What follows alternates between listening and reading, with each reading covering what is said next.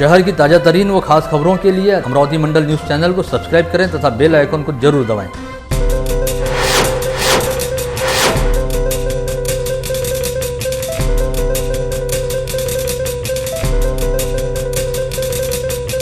नमस्कार, दैनिक अमरावती मंडल के मंडल news bulletin में आप सभी का स्वागत है। आइए पेश करते हैं आज की कुछ खास खबरें। जिले में मौसम और तापमान की स्थिति में बदलाव आते ही सर्दी, खांसी और मौसमी बुखार के मरीजों की संख्या बढ़ती दिखाई दे रही है। शहर से जिले के विभिन्न अस्पतालों व दवाखानों में पिछले 8 दिनों से इलाज करवाने के लिए मरीजों की अच्छी खासी भीड़भाड़ देखी जा रही है। इस समय जहां एक ओर कोरोना वायरस के संक्रमण का खतरा कम हो रहा है, वहीं दूसरी ओर सर्दी, खांसी और बुखार के मरीज लगातार बढ़ रहे हैं। अगस्त व सितंबर माह के दौरान शहर सहित जिले में कोरोना संक्रमितों की संख्या में अच्छा खासा इजाफा हुआ था, लेकिन अक्टूबर माह से यह प्रमाण काफ़ी हद तक कम हुआ है। ऐसे में अमरावती वासियों ने कोरोना खतरे को लेकर राहत की सांस ली है। लेकिन जहां एक ओर विगत माह से कोरोना संक्रमितों की संख्या कम हुई है, वहीं दूसरी ओर सर्दी, खांसी व बुखार के मरीज बढ़ने शुरू हो गए हैं, जिसकी वजह से लोगों में एक बार फिर कोरोना को लेकर भय का माहौल है। क्योंकि सर्दी, खांसी व बुखार से पीड़ित मरीजों को सबसे पहले कोरोना टेस्ट करने हेतु कहा जाता है। हालांकि इसमें से अधिकांश मरीजों की रिपोर्ट नेगेटिव आ रही है, लेकिन कहीं रिपोर्ट पॉजिटिव न आ जाए, इस बात को लेकर संबंधित मरीजों में काफ़ी डर का माहौल है। केंद्रीय लोक सेवा आयोग की नागरिक सेवा मुख्य परीक्षा व साक्षात्कार की तैयारी करने वाले अनुसूचित जमाती के आवेदकों हेतु इस वर्ष से आर्थिक सहायता योजना शुरू की गई है। इस योजना के अंतर्गत इस परीक्षा की तैयारी करने वाले आवेदकों को प्रति माह 12,000 रुपये का विद्या वेतन और किताबें खरीदने हेतु 14,000 रुपये की आर्थिक सहायता प्रदान की जाएगी। केंद्रीय लोक सेवा आयोग की परीक्षा में तथा प्रशासकीय सेवा में अनुसूचित जमाती यानी आदिवासी संवर्ग के युवाओं का प्रमाण बढ़े, इस हेतु आदिवासी विकास मंत्री केसी पाडवी ने यह योजना शुरू की है। इस योजना अंतर्गत यूपीएससी की पूर्व परीक्षा उत्तीर्ण होकर मुख्य परीक्षा की तैयारी करने वाले 25 तथा मुख्य परीक्षा उत्तीर्ण होकर साक्षात्कार की तैयारी करने वाले 25 ऐसे कुल 50 अभ्यर्थियों को इस वर्ष से आर्थिक सहायता दी जानी शुरू की जाएगी।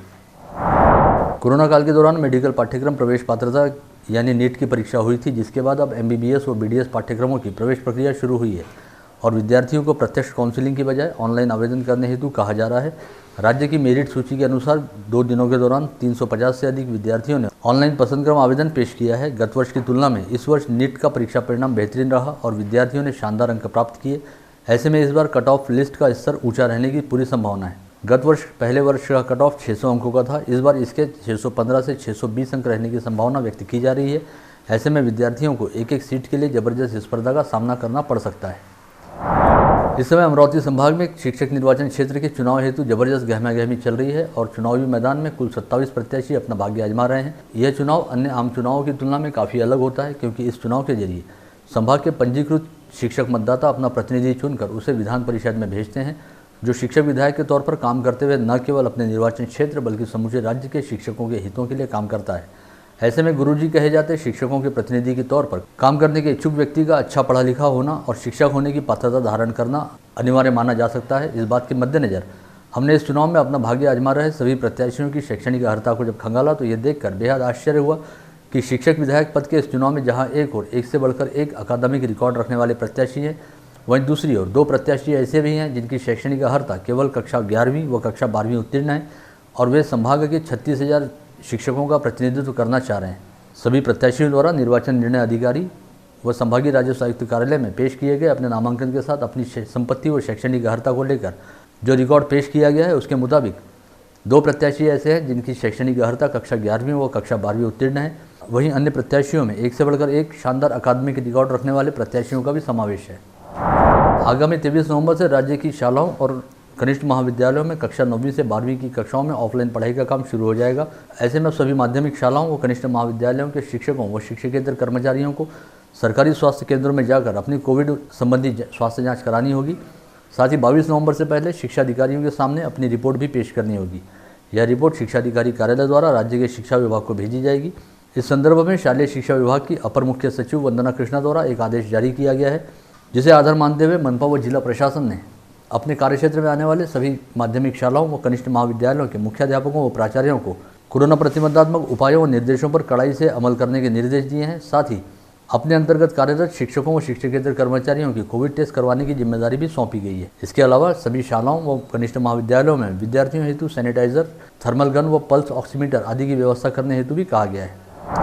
जन कल्याण सेवा संस्था द्वारा संचालित डॉक्टर हेडगेवार हॉस्पिटल के प्रस्तावित भारानी मेमोरियल क्रिटिकल केयर यूनिट का भूमि पूजन धनतेरस के पर्व पर डॉक्टर तुषार राठी के हाथों संपन्न हुआ। इस समय भारानी मेमोरियल ट्रस्ट के मनोज भारानी व नरेंद्र भारानी सहित जनकल्याण सेवा संस्था के पदाधिकारी बतौर प्रमुख अतिथि उपस्थित थे। सभी उपस्थितों का विभाग संघचालक चंद्रशेखर बोंदू व महानगर संघचालक सुनील सरोदे के हाथों पौधा भेंट करते हुए भावपूर्ण स्वागत किया गया। राजापेट परिसर स्थित नंदा मार्केट में स्वर्गीय गोपीचंद भारानी व स्वर्गीय नंदलाल भारानी की स्मृति में 10 बेड का सुसज्जित अतिदक्षता कक्ष, 5 बेड का semi ICU, 2 operation theatre, doctor consulting room व मेडिकल स्टोर बनाया जाएगा। स्थानीय प्रशांत नगर परिसर निवासी सामाजिक कार्यकर्ता पंकज लीलाधर मेश्राम ने 10 मार्च 2017 को मनपा के तत्कालीन जन सूचना अधिकारी आनंद जोशी से सूचना अधिकार के तहत निर्धारित प्रारूप में राजेंद्र कॉलोनी प्रशांत नगर मोतीनगर सड़क के सुधार व सौंदर्यीकरण काम के वर्क ऑर्डर के संदर्भ में जानकारी मांगी थी, जो उन्हें तय अवधि के भीतर मुहैया नहीं कराई गई। इस बात को लेकर राज्य सूचना आयोग की अमरावती खंडपीठ के समक्ष अपील की गई, जहां पर हुई सुनवाई के बाद सूचना आयोग ने तत्कालीन जन सूचना अधिकारी आनंद जोशी को सूचना देने में हुए विलंब के लिए जिम्मेदार मानते हुए उन्हें 25,000 रुपये का दंड अदा करने का आदेश जारी किया है। अन्न व औषधि विभाग के पथक ने विगत 1 माह के दौरान जिले में मिठाई दुकानदारों सहित तेल व घी की बिक्री करने वाले एवं किराना दुकानदारों की जाँच की और कुछ दुकानों में बिक्री हेतु रखे गए पदार्थों पर संदेह आने के चलते 1467 किलो तेल व घी, 38 किलो मिठाई और कुछ दुकानों से रवा, मैदा, बेसन व पनीर ऐसे कुल 2,45,294 रुपये का माल जब्त किया। इस राशि की जानकारी देते हुए अन्न व सुरक्षा अधिकारियों द्वारा बताया गया कि जिले के 25 दुकानदारों को FDI द्वारा नोटिस भी जारी की जाएगी। आगामी 1 दिसंबर को अमरावती संभाग के 5 जिलों में संभागीय शिक्षक निर्वाचन क्षेत्र के चुनाव हेतु मतदान की प्रक्रिया पूर्ण की जाएगी। इस हेतु समूचे संभाग में 77 मतदान केंद्र बनाते हुए मतदान केंद्र अध्यक्ष व मतदान अधिकारी के रूप में 348 अधिकारियों और कर्मचारियों की नियुक्ति की गई है। साथ ही 27 जोनल अधिकारी भी तैनात किए गए हैं।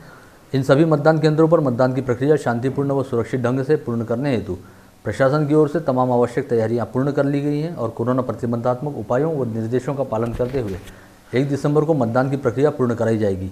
इसके बाद 3 दिसंबर को अमरावती के विलासनगर स्थित शासकीय धान्य गोदाम में प्रातः 8 बजे से मतगणना का कार्य शुरू किया जाएगा। इसके लिए भी 186 अधिकारियों और कर्मचारियों की नियुक्ति करते हुए तमाम आवश्यक तैयारियों को पूर्ण कर लिया गया है। इस आशय की जानकारी निर्वाचन निर्णय अधिकारी और संभागीय राजस्व आयुक्त पीयूष सिंह ने अपने कार्यालय में बुलाई गई पत्रकार परिषद में दी है। जिले में बुधवार 18 नवंबर को कोरोना के 45 नए संक्रमित मरीज पाए गए। इसके साथ ही जिले में कोरोना के कुल संक्रमितों की संख्या 17,017 पर जा पहुंची। बुधवार को RT-PCR टेस्ट में 18 और रैपिड एंटीजन टेस्ट में 27 लोगों की रिपोर्ट पॉजिटिव आई, जिनमें एक अल्पवयीन बच्ची सहित 27 पुरुषों व 17 महिलाओं का समावेश रहा। इनमें अमरावती शहर के 36 व ग्रामीण इलाकों के 9 लोगों का समावेश है। शहर में हल्के व भारी मालवाहक वाहनों को आवागमन के लिए पुलिस आयुक्तालय की ओर से पाबंदी लगाई गई है। यह प्रवेशबंदी वाहन चालकों को अमान्य है। वाहन चालकों को किराना, सब्जी, अनाज व कृषि आदि जीवनावश्यक वस्तुओं की आपूर्ति करने में बाधाएं आ रही हैं। ऐसे में अमरावती मिनी ट्रांसपोर्ट एसोसिएशन की ओर से पालक मंत्री यशोमती ठाकुर को निवेदन सौंपा गया है। इस निवेदन की प्रतिलिपि पालक मंत्री के कार्यालय के जरिए पुलिस आयुक्त को भी भेजी गई है, जिसमें हल्के व भारी मालवाहक वाहनों को शहर में आवागमन के लिए लगाई गई पाबंदी को हटाने की मांग की गई है। मध्य प्रदेश की सीमा से सटे चांदूर बाजार तहसील अंतर्गत आने वाले श्रद्धालु भक्तों के आराध्य दैवत भैरम बाबा का मंदिर खुलते ही पहले दिन ही भाविकों की भीड़ इस मंदिर परिसर में उमड़ पड़ी। अनेक भाविक भक्त अपने निजी वाहनों से दर्शन के लिए मंदिर परिसर में आए। यहाँ भाविकों का उत्साह देखते ही बन रहा था। मंदिर संस्थान के अध्यक्ष सुरेंद्र चौधरी के मार्गदर्शन में व्यवस्थापक सुनील ठाकरे व सह व्यवस्थापक सचिन ठाकरे ने कोरोना की पार्श्वभूमि पर उपाय योजनाओं के तहत यहाँ सैनिटाइजर उपलब्ध कराया और सभी भाविकों को भैरम बाबा के दूर से ही दर्शन करने की अनुमति दी। किसी भी भाविक श्रद्धालु को गर्भगृह में प्रवेश करने की अनुमति नहीं दी गई है। अचलपुर परतवाड़ा जुड़वा शहर में इन दिनों चावल की तस्करी जोरों पर है। शहर में कुछ महीने पहले पुलिस प्रशासन द्वारा चावल से लदे ट्रक पकड़े गए थे और कुछ ट्रकों को गोदामों में माल लाते हुए पकड़ा गया था। खुफिया सूचना के आधार पर यह कार्रवाई की गई थी। जब आपूर्ति विभाग की जांच टीम वहां पहुंची तो ट्रक में रखे माल का निरीक्षण करने के बाद बिल के आधार पर बताया गया कि यह माल आपूर्ति विभाग का नहीं है, लेकिन विगत 4 से 5 ट्रक एक ही महीने के भीतर पुलिस विभाग द्वारा पकड़े गए और कार्रवाई की गई। ऐसे में अब यह सवाल उपस्थित किया जा रहा है कि आखिर 1 माह के भीतर परतवाड़ा व अचलपुर परिसर में इतना चावल कहाँ से आ रहा है। अचलपुर के मालवेशपुरा स्थित कार्तिक स्वामी मंदिर की इमारत इस समय जर्जर हालत में है। इस मंदिर में प्रतिवर्ष कार्तिक पूर्णिमा के निमित्त दर्शनों के लिए हजारों भाविक भक्त उपस्थित होते हैं। ऐसे में इस मंदिर की जर्जर इमारत को तुरंत सुधारे जाने की जरूरत है ताकि यहाँ पर किसी तरह का कोई हादसा घटित न हो। परिसर के भाविक भक्तों द्वारा मंदिर ट्रस्ट के पदाधिकारियों से प्रशासन से इस ओर ध्यान देने की मांग की जा रही है। जिले के मेलघाट में अमरावती व विदर्भ परिसर सहित समूचे राज्य के पर्यटक जंगल सफारी का लुत्फ उठाने के लिए प्रतिवर्ष हजारों की तादाद में पहुँचते हैं, लेकिन इस समय कोरोना की महामारी के चलते विगत 7 माह से इस पर्यटन नगरी में सैलानियों के आने पर वन विभाग द्वारा पाबंदी लगाई गई थी। लेकिन अनलॉक की प्रक्रिया के दौरान सैलानियों को छूट मिलने से यहाँ पर रोजाना हजारों पर्यटक प्राकृतिक नज़ारों व हरियाली का आनंद लेने के लिए मेलघाट पहुंच रहे हैं। इन दिनों मेलघाट की पहाड़ियां काफ़ी गुलजार दिखाई दे रही हैं और बारिश व ठंड के मौसम की वजह से मेलघाट के हरियाली वाले इलाके में कश्मीर नुमा माहौल दिखाई दे रहा है। पर्यटन नगरी चिखलदरा सहित मेलघाट के जंगलों में पर्यटकों की आवाजाही बढ़ने की वजह से अब यहाँ धीरे धीरे रोजगार के अवसर भी उपलब्ध हो रहे हैं। राजापेट थाना क्षेत्र अंतर्गत बेलपुरा में रहने वाली 50 वर्षीय ज्योति शर्मा की 16 नवंबर की रात इरविन अस्पताल में उपचार के दौरान मौत हो गई। जानकारी के मुताबिक ज्योति शर्मा 11 नवंबर को अपने घर के चूल्हे में लगी आग की लपटों में आने की वजह से झुलस गई थी। उसे उपचार के लिए इरविन अस्पताल में भर्ती किया गया था, जहां पर इलाज के दौरान उसकी मौत हो गई। स्थानीय फ्रेजरपुरा थाना क्षेत्र के वडाली परिसर में रहने वाले अब्दुल अकील पर 6 से 7 लोगों ने बुधवार की सुबह 10 बजे लोहे के पाइप और चाकू से हमला कर दिया, जिसमें अब्दुल अकील बुरी तरह से लहूलुहान होकर घायल हो गया। जानकारी मिलने पर फ्रेजरपुरा पुलिस ने अज्ञात आरोपियों के खिलाफ मामला दर्ज करते हुए मामले की जांच शुरू कर दी है। इसी के साथ आज का बुलेटिन यहीं समाप्त होता है। कल दोबारा आप सभी से मुलाकात होगी ऐसे ही कुछ खास खबरों को लेकर। तब तक के लिए नमस्कार।